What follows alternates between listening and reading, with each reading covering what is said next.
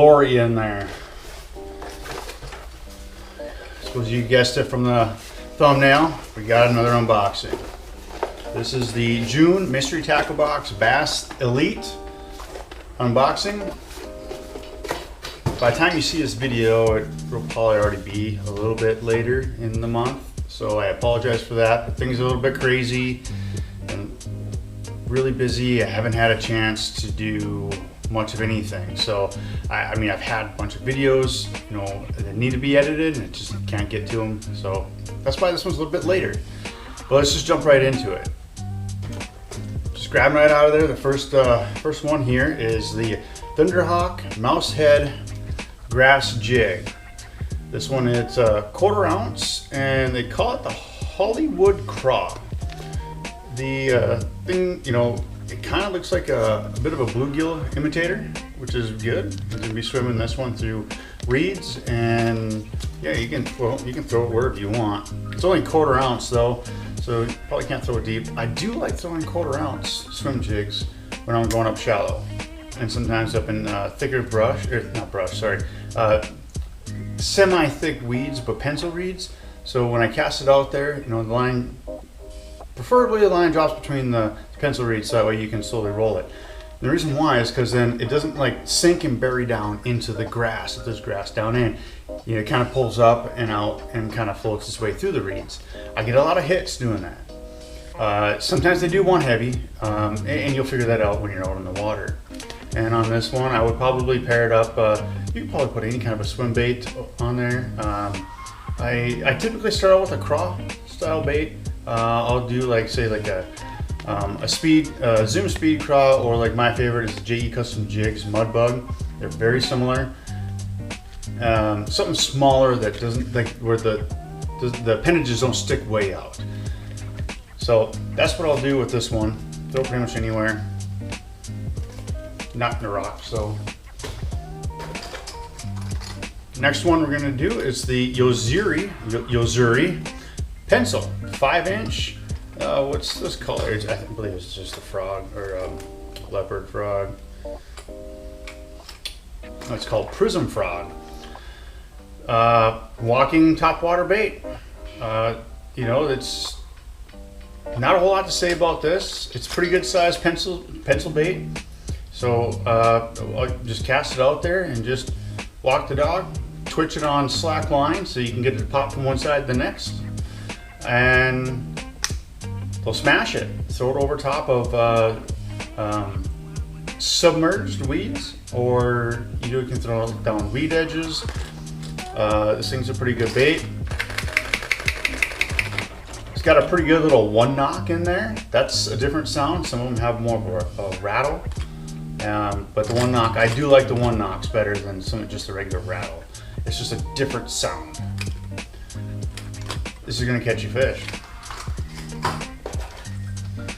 All right, here's the ARC LP58. It's your lipless crankbait. It's a 2.5 inch, 11/16 weight. Yeah, just looking for a color here. What is the color? Oh, here, right on the side. It's small. Ghost Minnow. Lipless baits work, honestly, almost any time of the year. Any time of the year and almost anywhere. And they're very versatile, shallow or deep. You know, if you're deep, just let them sink way down and just kind of rip up, put a pause.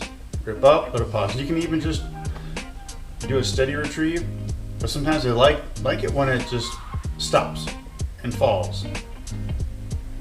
So this is a pretty good little bait. This will catch you some fish. It's very versatile. It's a good bait to have in your arsenal. Okay, must add, well, these are called tube hooks, Ultra Point. Did not know they made hooks specifically for tubes. I've never used a tube hook before, but these are 4/0. They look like just extra wide gap hooks, honestly.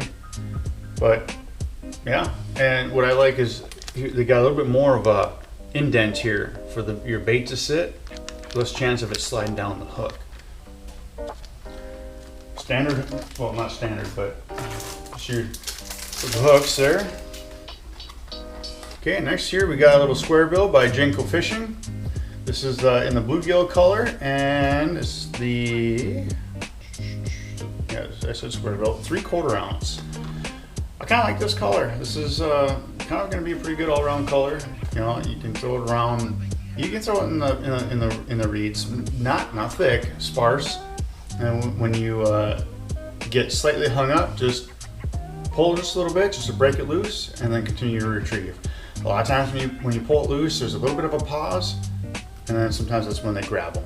Sometimes not, but you gotta play it out and check to see how it works for you. Obviously, square bills, you're good around rock, and you can even throw them around wood too, or docks too. You know, you don't have to bang in a cover, really.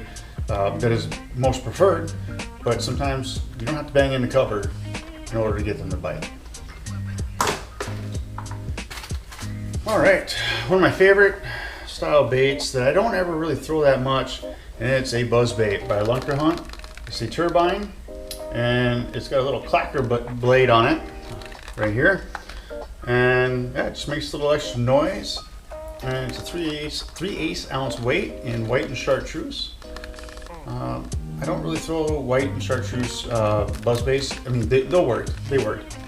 I usually stick to either white or black, just because it's, you know, that's very simple. I usually stick to either white or black, and either one of those will work any time of year. White chartreuse will also work pretty good too. I've used it a couple of times, rarely, but yep, this would be a good bait. You can throw this around wood. You can throw it around pretty much anything. You can even throw this in pads a little bit. You just gotta be careful. It can hang up. I'm not throwing in pads where it didn't hang up. Sometimes it did, sometimes it didn't.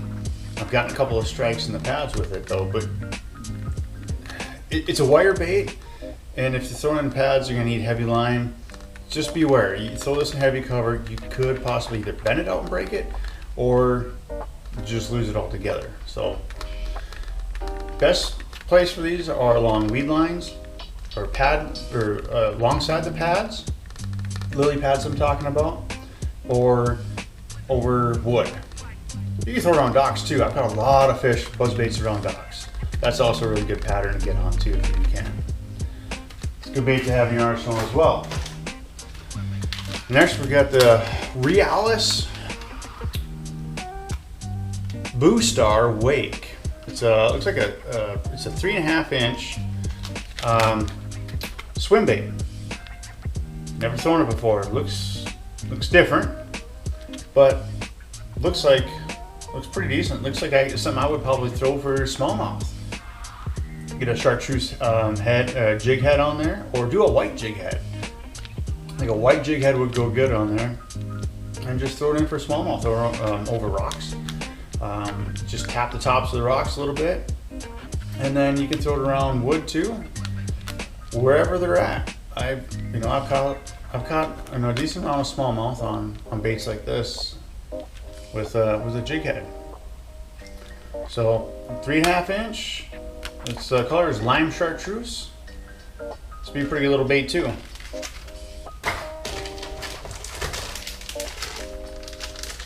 See, we got some finesse baits in this box. Here's the Z-Man Streaks Z